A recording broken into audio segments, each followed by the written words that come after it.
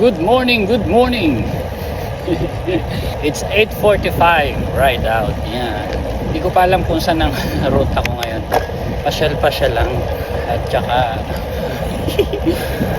first time ko mag-cleats. So, ayan. Dito muna sa neighborhood.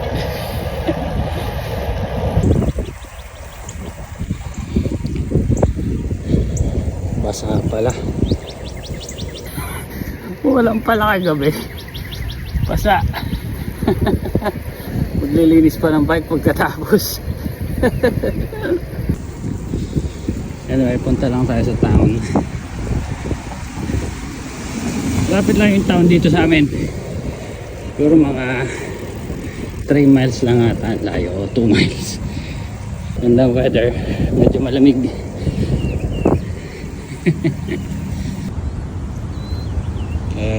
Protect ang bike. Dito na ako sa town, sa academy. Yan. Mabaha. 2 miles pa pala to. Kailangan natin at least 10 miles for today. Naghihirap na mag-clip in.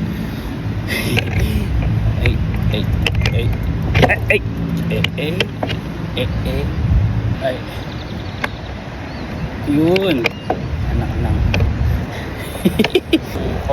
Papawis lang pero di naman ako pinapawisan eh. Siguro dapat bilisan ko.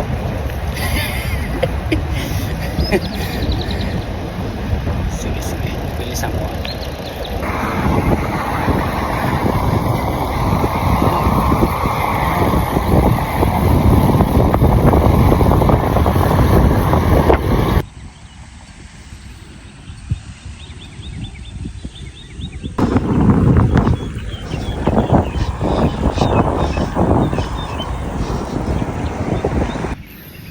Naku, ayaw na. Mga 10 miles na ako. That's it for today. Para sa ultimate question, should you or should you not wear underwear while you are wearing your cycling bibs? Comment down below. Alright, see you guys. Bye bye.